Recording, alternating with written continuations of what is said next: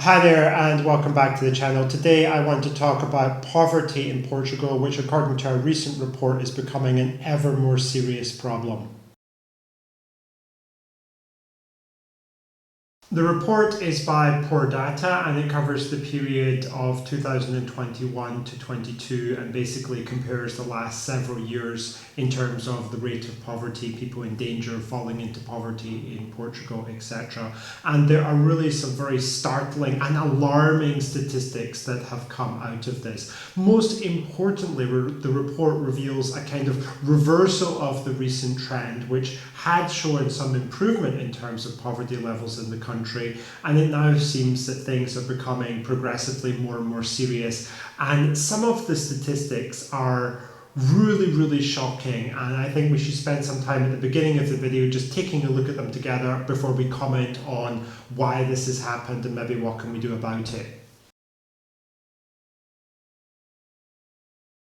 So between 2021 and 2022, people who are living at risk of falling into poverty increased in Portugal from 16.4% in 2021 up to 17% in 2022. There's no 2023 data available, but with all the things that have happened in 2023 in terms of the massive inflation that we've had and the continued waves of immigration into the country, I really can't imagine that things have improved. Probably they have deteriorated further. Perhaps the most depressing finding of the report is that children and young people are the worst affected in Portugal by poverty, and approximately 30% of single parent families or families with dependent children in Portugal are now living in poverty, and indeed they're living with a household income of less than 591 euros per month, which is astonishingly low. I mean, even if you think of the minimum wage in Portugal, which is over 800 euros per month, basically what this indicates is that no one is in work in the household and they're living off of benefits or pensions which fall below the level of the minimum wage. The report also revealed that the intensity of poverty, which basically measures how deep in poverty people are, how far below the poverty line that they are, it moved up by 3.9 percentage points to 25.5% against the 2021 level. Other striking statistics which came out of the report would be that 40% of Portuguese families lack the capacity to pay for 1 week's vacation, and equally they lack the ability to replace items of furniture that may break in their home. 30.5% of Portuguese families do not have the ability to meet a large and unexpected expense without recourse to a loan, bearing in mind that many of these families with no real source of income perhaps, or not sources of income which are very reliable at least, might have to resort to tactics like borrowing from a loan shark, which brings with it a whole cornucopia of other problems. The level of thermal comfort in Portugal was also highlighted, along with that of Spain, as being a problem. 20.8% of Portuguese households cannot afford to adequately heat their homes during the winter months. And this is quite striking because Portugal doesn't have a really aggressively cold winter. So yeah, I mean, the temperatures do drop during the winter time in Portugal and it is a bit cold, but it's not like Norway or Scotland or somewhere like that. But even with that, a fifth of the Portuguese population cannot afford to heat their homes and live in a state of comfort which is enough. I think that that's deeply disappointing in any society to see that kind of situation. And there are also 2.1 million poor people in Portugal, which equates to a fifth of the population. To have a fifth of the population living in poverty is a statistic which nobody should be proud of. And I think that after so many years of socialist government in Portugal, we really have to be asking the question, why?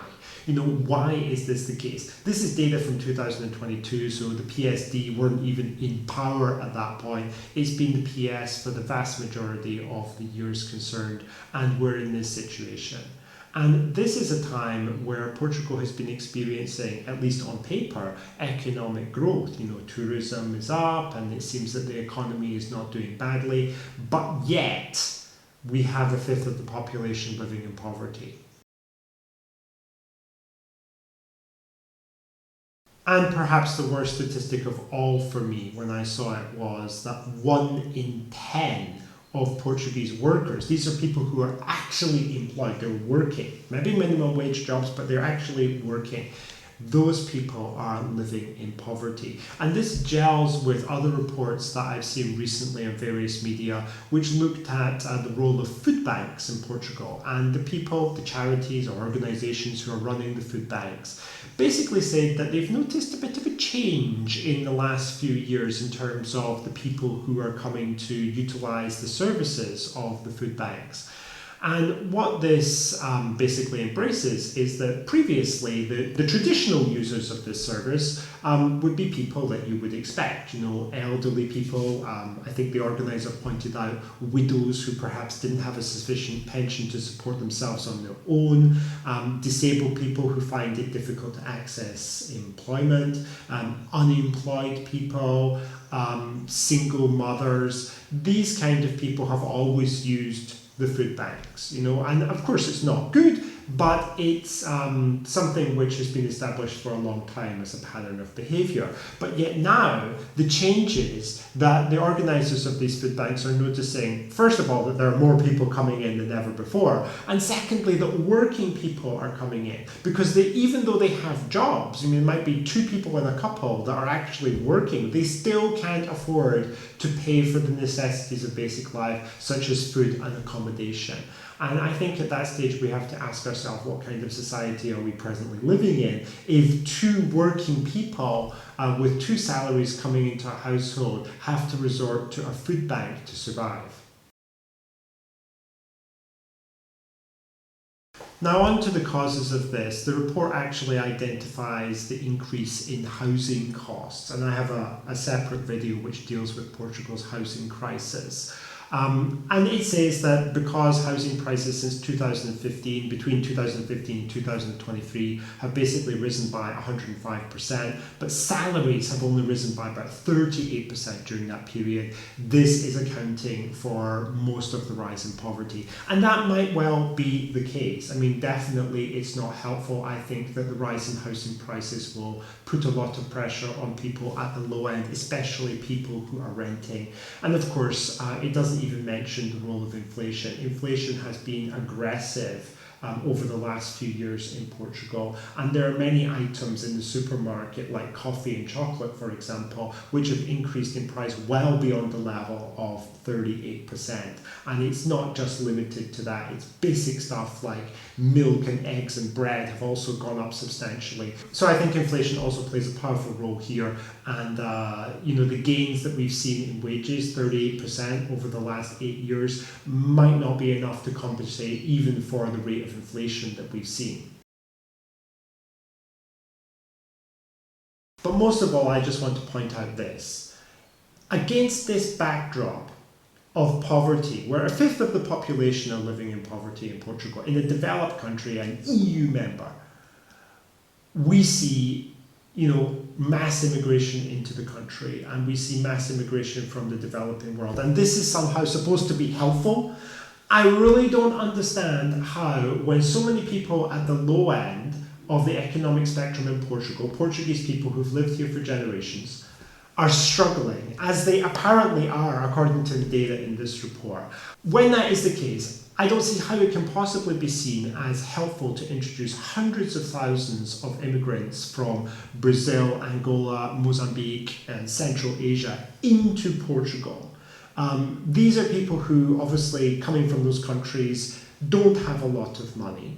And what are they doing? They're renting low-end accommodation filling them up often with huge occupancy levels because they're living often like 10 people to an apartment in many cases. In the case of the Nepalese and the Alentejo, that's definitely the case. It prices Portuguese people who don't have a lot of money out of the market, and it just increases the level of occupancy for rentals. And of course, the price that a landlord can derive from the rental of the property has an influence on the price of the property, which just makes that go up, and it's more and more difficult for Portuguese people to even think about getting on the property ladder and making that first home purchase as a consequence.